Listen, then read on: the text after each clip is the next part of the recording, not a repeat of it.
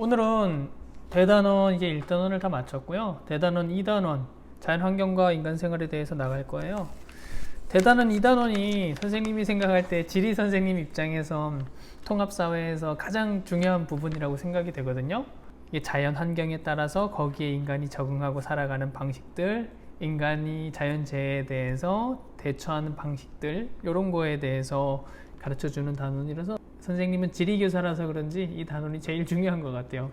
당연히 선생님이 중요하게 가르치니까 학교의 시험에도 중요하겠죠. 그리고 실제로 이 내용을 잘 배워두면 내년에 2학년이 되어서 사회탐구 과목 선생님이 선택해야 된다 그랬죠. 그때 한국지리나 세계지리를 선택하면 굉장히 도움이 많이 돼요. 그래서 지금 잘 들어두시는 게 도움이 될 겁니다. 그럼 나가볼게요. 교과서의 내용을 선생님이 간단히 마인드맵으로 그려놓았는데요. 이 자연환경과 인간생활 단원에서는 첫 번째 기후에 대해서 배워요. 기후라는 게 무엇인지, 기후의 개념, 다음에 기후가, 전 세계 기후대가 어떻게 구분이 되는지, 기후의 구분, 그리고 이 기후에 따라서 나타나는 자연환경들은 어떤 게 있는지, 그리고 그곳에서 사는 사람들은 어떻게 적응하고 살아가는지, 인간생활에 대해서 배울 거고요. 먼저 이걸 배울 거고, 두 번째는 지형에 대해서 배우는데요. 지형 중에서도 산지, 평야, 해안, 기타 지형에 대해서 배워요. 여기서는 사람이 살 수 없는 곳에 대해서는 배우지 않아요. 이 단원의 이름이 자연환경과 인간생활이죠. 그래서 인간이 살아가고 적응하고 살아가는 곳의 모습을 보여주려는 거지, 인간이 살지 않는 곳, 미지의 세계를 보여주려는 게 아니라서 그렇고요. 교과서에서 특히 중요하게 다루는 건 인명피해가 많이 발생하는 태풍, 지진, 그리고 쓰나미. 요거는 일본말인데 학계에서 이제 정식 용어로 사용이 되고 있어요. 쓰나미라는 건 지진에 의해서 발생한 해일을 쓰나미라고 얘기를 해요. 이제 전체적으로 자연환경과 인간생활 단원에서 이런 걸 공부한다는 걸 알고 있으시면 되고, 오늘 나갈 내용 기후에 대해서 나가보도록 하겠습니다. 기후는 먼저 우리가 뉴스에서, 아침 뉴스에서 날씨를 알려주는 그분을 뭐라고 부르죠? 기상캐스터라고 부르죠. 이 기후와 기상이 서로 다른 개념이에요. 기상이라는 건 그때그때 대기 상황을 기상이라고 그래요. 그러니까 기상은 날씨라고 생각하면 돼요. 그때그때 대기 현상, 그때그때 대기 상황을 기상이라고 그러고, 기후라는 건 그럼 뭐가 다르냐? 기후는 장기간에 걸쳐 반복적으로 나타나는 대기 현상을 기후라고 얘기를 해요. 최소 30년 이상. 예를 들어 태백은 눈이 많이 오는 기후야, 얘기할 수 있어요. 30년 이상 동안 누적된 정보에 의하면 태백은 눈이 많이 왔을 테니까. 그게 기상과 기후고요. 우리가 공부로 배우는 건 기후예요. 기상은 그때그때 너무 많이 바뀌니까 이거 우리가 슈퍼컴퓨터로도 예측하기가 어려운 거죠. 그래서 기상에 대해 배우는 게 아니라 기후에 대해서 학습을 합니다. 기후는 우리가 충분히 오랜 세월 동안 누적된 데이터가 있어서 가르칠 수 있는 내용이 있거든요. 과학적으로 증명된 것들이 있어서. 그리고 이 기후의 기후 요소에 대해서 배우는데요. 기후 요소라는 건 이 기후를 구성하고 있는 요소들이에요. 신체를 구성하고 있는 요소 얘기하면 팔다리, 머리, 몸통 뭐 이렇게 얘기할 수 있겠죠. 기후는 기온, 강수, 바람, 이 세 가지가 기후의 3요소입니다. 기온, 강수, 바람. 그리고 이제 기후를 구분하는데, 기후의 개념을 살펴봤으면 이제 기후를 구분할 텐데, 요게 기후 단원에서 좀 중요한 내용이라고 생각하시면 돼요. 기후를 크게 두 가지 또는 세 가지로 나누거든요. 두 가지로 나눌 때 수목기후, 무수목기후라고 얘기를 해요. 이 기후를 구분한 학자 중에 굉장히 유명한 사람 중에 쾌펜이라는 사람이 있거든요. 이 사람은 처음에 수목, 무수목을 나눴고, 그 나중에 후대의 학자들이 고산기후라는 걸 따로 추가해서 이렇게 세 개로 구분을 해 놓은 거예요. 먼저 보면 기후는 그 쾌펜이라는 사람이 식물학자였어요. 식물을 가지고 기후대를 구분했는데, 그럴 수 있었던 이유가 식물은 기온과 강수량이 굉장히 민감합니다. 그러니까 그 식생을 기준으로 특정 식물이 살면 여기는 무슨 기후, 특정 식물이 살면 여기는 무슨 기후, 이렇게 구분을 할 수 있었던 거죠. 그래서 첫 번째로 수목, 무수목을 나누는데, 이게 뭐냐면 수목이 나무수, 나무목이에요. 나무가 자랄 수 있는 기후냐, 나무가 자랄 수 없는 기후냐, 이렇게 두 가지로 처음에 나눴어요. 나무가 자랄 수 있는 기후는 열대기후, 온대기후, 냉대기후. 그리고 나무가 자랄 수 없는 기후는 한대기후, 건조기후 이렇게 구분했습니다. 그리고 이 구분 기준을 제시했어요. 여러분도 이 구분 기준을 알고 있어야 됩니다. 교과서에 42쪽을 보게 되면 세 개의 기후가 이렇게 구분되는 걸 한 장의 그림으로 잘 표현해 놨습니다. 색깔을 예쁘게 칠해서. 여러분들도 이 지도를 알고 있어야 돼요. 세 개의 기후가 어디에 나타나는지. 항상 선생님이 말했죠. 지리는 분포가 굉장히 중요하다고. 어디에서 어떤 기후가 있는지를 아는 게 첫 번째. 이제 그 다음이 특징 알고 인간생활을 알아야죠. 뭐가 어디 있는지 모르면 그건 반쪽짜리 지식입니다. 자, 다시 돌아와서 여러분들이 기준을 알고 있어야 되는데 수목기후 중에 첫 번째, 뭐 수목, 무수목 이건 여러분들이 특별히 외우지 않아도 될 거예요. 열대, 온대, 냉대는 나무가 살 수 있고 건조는 사막이잖아요. 한대는 북극 같은데 추워서 못 자라겠죠. 열대부터 봅시다. 열대는 최한월 평균기온 18도 이상인 곳을 열대라고 그래요. 근데 여기에 조금 여러분들 생소한 단어가 있을 수 있죠. 최한월이라는 거. 최한월이라는 건 가장 추운 달을 말해요. 최한월은 1년 12달 중에서 가장 기온이 낮은 달을 최한월이라고 얘기를 합니다. 그러면 태백은 최한월이 언제일까요? 태백은 최한월이 12월 아니면 1월일 거예요. 아마 1월일 겁니다. 우리나라는 대부분의 지역에서 가장 추운 달이 12월 아니면 1월이에요. 그러면 우리 태백 같은 경우에는 최한월, 가장 추운 달이 18도가 넘어야 된대. 하필이면 18이네. 18도가 넘어야 되는데 당연히 우리 18도, 18도 안 넘죠. 우리 영하잖아, 겨울에. 겨울에 뭐 영하 10도도 떨어지잖아요. 당연히 우린 열대가 아니에요. 다음에 온대기후. 온대기후는 열대기후보다는 조금 더 추운 거겠죠. 최한월, 가장 추운 달의 평균 기온이 영하 3도는 넘어야 돼. 그리고 18도보다는 낮아야 돼. 열대보다는 춥고 영하 3도보다는 높아야 돼요. 이게 온대기후인데 우리나라 남한 지역 대부분이 온대기후입니다. 태백은 아니에요. 그래서 태백은 온대기후 아니에요. 해발고도가 높아서 그런 거지만. 다음에 냉대기후. 냉대기후는 최한월 평균 기온이 영하 3도보다 낮아야 돼요. 맞아요. 태백이에요. 그리고 가장 따뜻한 달, 이제 최난월이라는 말도 나왔네요. 최난월은 뭐 요거 생각하면 되겠죠. 최한월과 똑같이 생각하면 되죠. 최난월은 따뜻할 난자를 쓰는 거죠. 가장 기온이 높은 달을 최난월이라고 얘기를 합니다. 최한월 평균 기온이 최한월 평균 기온이 영하 3도보다 낮아야 되고 가장 따뜻한 달인 최난월 평균 기온이 10도는 넘어. 이 두 가지 조건을 만족해야 냉대기후라고 얘기를 해요. 태백은 만족해요. 우리 여름에 10도가 아니라 20도도 넘어가죠. 태백이 이 서늘해서 모기 없고 에어컨 설치 안 해도 된다고 선생님께 얘기했던 사람들 믿고 선생님이 살았는데 1년 살고 바로 에어컨 설치했어요. 모기한테도 막 물렸어요. 태백도 덥습니다, 여름에. 그래서 이런 기후 조건을 갖추고 있으면 냉대인데 태백이 여기 해당이 된다. 다음에 무수목 기후에서 건조 기후는 연 강수량이 500mm 미만, 1년 동안 총 내리는 비, 눈 이걸 다 합쳐서 강수량이라 그러거든요. 눈, 비 합친 거예요. 그게 500mm가 안 되면 건조 기후예요. 건조 기후는 뭐 세부적으로 들어가면 초원이 나타나는 기후, 아예 우리가 잘 아는 사하라 사막, 모래 사막이 나타나는 기후가 있는데 그거는 이제 나중에 배울 거고. 다음에 마지막 한대 기후. 한대 기후는 가장 따뜻한 달, 최난월 평균 기온이 10도보다도 낮으면 이제 한대 기후가 되는 거예요. 극지방 생각하시면 되겠죠. 그래서 세 개의 기후 구분이 이렇게 이루어지고 있고 여기에 이제 하나가 더 추가된 게 뭐냐면 고산 기후예요. 해발고도가 높은 곳에는 기온이 낮게 나타나겠죠. 그래서 주변 지역과는 다른 기후가 나타납니다. 그런 걸 고산 기후라고 하고 대표적인 게 남아메리카의 안데스 산지 같은 거 생각하면 되는데 남아메리카의 여러분을 위해서 선생님이 하나 틀어볼게요. 여기가 남아메리카죠. 남아메리카의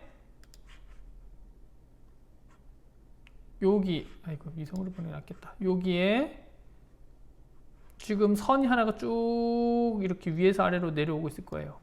요 선이 안데스 산맥입니다. 안데스 산맥. 해발고도 높으니까 나무가 별로 없어서 이렇게 보이죠. 이 안데스 산맥은 적도 지역을 통과하게 되는데 이 적도 지역, 여기는 아마존이에요. 아마존 같은 데는 여름이 아니죠. 이 지역은 나무도 굉장히 우거져 있고 벌레도 많고 너무 더워서 사람이 살기가 어려워요.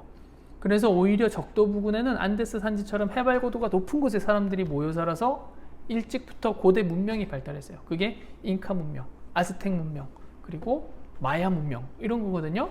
그래서 다시 돌아와서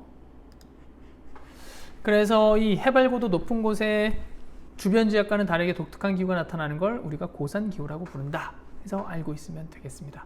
요게 이제 우리가 배울 기후에 대한 전체적인 내용이고, 여러분이 꼭 기억해야 되는 건 이 구분 기준을 정확히 알고 있어야 되고, 분포하고 있는 위치도 정확히 알고 있어야 된다는 겁니다. 분포하고 있는 위치. 여기 지금 파란색 선이 쭉 지나가는 게 적도죠. 적도를 기준으로 적도 부근에는 빨간색 열대기후가 나타납니다. 최하늘 평균 기온 18도 이상인. 그리고 이 적도 기후 위쪽에는 노란색으로 표현된 게 건조기후예요. 사막이 나타나는 거 잘 보세요. 적도 주변으로는 열대기후 위쪽으로는 뭐가 나타나냐? 온대기후, 건조기후가 나타나요. 건조기후. 그리고 건조기후보다 조금 더 올라가게 되면 여기 뭐가 있죠? 초록색인 온대기후가 있죠. 건조기후 위에는 온대기후가 나타나고, 온대기후보다 더 위로 올라가면 여기에 파랑색, 하늘색 같은 그 파랑색, 요거는 냉대기후가 되는 거고, 냉대기후가 되고, 냉대기후에서 더 올라가게 되면 한대기후가 미안합니다. 한대기후가 나타나고 있습니다. 그래서 적도를 기준으로 여러분, 적도에서부터 위로 올라가면서 열대, 건조, 온대, 냉대, 한대가 나타난다고 생각하시면 돼요. 물론 지역에 따라서는 건조기후가 나타나지 않는 것도 있어요. 여기 동아시아 쪽 같은 데죠. 근데 일반적으로 이렇게 나타나요. 열대기후, 건조기후, 온대기후, 냉대기후, 한대기후. 잘 기억해 두도록 합시다. 그래서 우리가 요거 두 개의 마인드맵에 대해서 살펴봤고, 여러분들 요 기준, 그리고 분포 지도, 위치 잘 알아두시면 되겠습니다. 이제 하나하나의 기후에 대해서 배울 텐데, 첫 번째 열대기후에 대해서 공부를 할게요. 기후에 대해서 여러분이 세 가지를 기억해야 돼요. 첫 번째는 그 열대기후가 나타나는 장소, 분포. 열대기후 같은 경우에는 적도 부근, 위도 30도 미만이라고 생각하시면 돼요. 북반구로도 북이 30도, 남반구로도 남이 30도, 그 사이의 구간. 이 열대기후가 나타나는 곳이라고 생각하면 돼요. 이 선을 적도라고 하면, 적도 위쪽으로 올라가면서 위도가 나타날 거고 30도가 나타날 거고, 아래쪽으로도 30도가 나타날 텐데, 적도로부터 북쪽으로 30도, 남쪽으로 30도 요 사이의 구간이 여러분들 열대기후가 나타난다고 생각하시면 되고, 여기에 뭐 해당되는 나라가 아프리카의 열대우림, 콩고 지역, 그리고 남아메리카의 아마존 있는데 거기를 생각하시면 됩니다. 지도를 다시 한번 보면 여기 이제 하얀색이 아니죠. 까만색 점선을 이렇게 쭉 지나가는 게 적도거든요. 이 적도가 지나가는 곳 위쪽과 아래쪽에 여기가 열대우림, 아마존 열대우림이고, 여기는 콩고 열대우림이에요. 여기에 열대기후가 나타난다고 생각하시면 되고, 동남아시아 지역의 말레이시아랑 인도네시아도 마찬가지죠. 이 적도 주변 위쪽 아래쪽으로 다 같이 열대기후가 나타나게 되는 겁니다. 다시 돌아올게요. 이 열대기후의 자연 특징은 고온다습하다. 기온은 높고 습기는 굉장히 많아요. 왜냐하면 매일매일 매일매일 뜨거워진 공기가 위로 올라가겠죠. 위로 올라가면 기온이 낮아지고, 기온이 낮아지면 소나기가 되어서 내려요.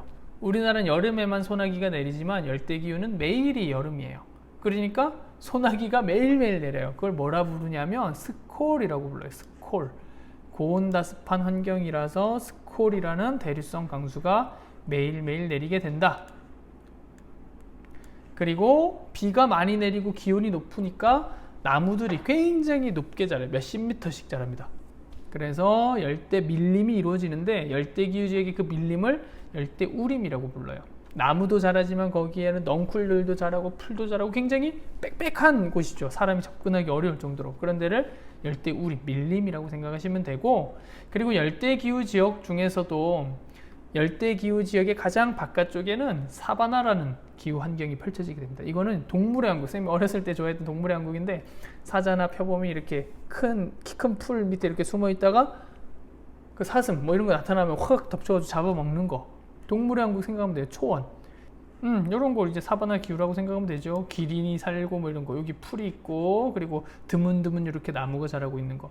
열대 기후인데도 사바나 기후 지역은 이렇게 열대 밀림이 만들어지지 않는 이유가, 이 사바나 동물의 왕국 뭐 다큐멘터리 같은 거 보면 비가 내리는 시기가 있고 안 내리는 시기가 있어요. 그래서 이렇게 큰 풀들이, 큰 나무들이 자라기가 어려워요. 그렇게 기억하시면 되겠고, 다음에 열대기후 지역의 인간생활, 이게 굉장히 중요한데요. 인간생활 중에 의복. 열대기후 지역은 더우니까 간편한 복장을 입습니다. 요런 지금 요게 교과서에 43쪽에 열대기후 지역의 하얀 마사이라는 책이 소개되어 있거든요. 그 책에 나오는 마사이족이에요. 이 마사이족이 지금 상의 탈의하고 있죠. 팬츠만 입고, 그리고 장신구를 굉장히 화려하게 두르고 있어요. 그 이유가 열대기후 지역은 더워서 옷을 많이 안 입어요. 더우니까 여러분도 여름에 반팔 반바지 입죠. 대신에 자신의 계급이나 직급을 이제 보여줄 수 있는, 신분을 보여줄 수 있는 화려한 장신구를 착용하게 됩니다. 그리고 이것도 마사이인인데, 이 사람 열심히 점프하고 있죠. 이 점프가 마사이 사람들의 전통 그 춤이래요. 의식 중에 하나래. 그래서 마사이 사람들이 아프리카 사람들 중에 굉장히 키가 크대요. 점프를 많이 해서 성장판이 자극을 받았대요. 선생님도 점프를 좀 더 많이 했어야 되는데 아쉽습니다. 그래서 여기 의복에 대해 살펴봤고, 음식 문화는 동남아시아 생각하시면 돼요. 인도나 동남아시아나 인도, 중국 남부 같은 경우에는 기름에 볶거나 튀긴 요리 굉장히 많아요. 그리고 인도 강한 향신료였어요. 우리 베트남 음식도 마찬가지죠. 고수라는 그 채소 넣으면 냄새 확 나죠. 이런 것들이 발달한 이유가 뭘까요? 당연히 기온이 높으니까 음식이 쉽게 부패하고, 음식이 쉽게 부패하니까 부패를 막기 위한 요리법이 발달하게 되는 거죠. 바로 그 요리법들이 기름에 튀기거나 강한 향신료를 쓰는 거예요. 그래서 이런 것들이 나타난 거고, 집 같은 경우에는 열대기후 지역은 고상가옥을 짓습니다. 이 고상가옥은 바닥으로부터 집을 높게 띄어가지고 짓는 걸 의미하거든요. 교과서 45쪽에 나와 있네요. 교과서 45쪽에 보면 이런 걸 고상가옥이라고 그래요. 또는 고상식 가옥이라고도 합니다. 똑같은 말이에요. 땅바닥으로부터 집을 이렇게 나무를, 기둥을 세워가지고 높여놨죠. 바람이 통하면서 기온을 낮춰줄 수 있게, 더우니까.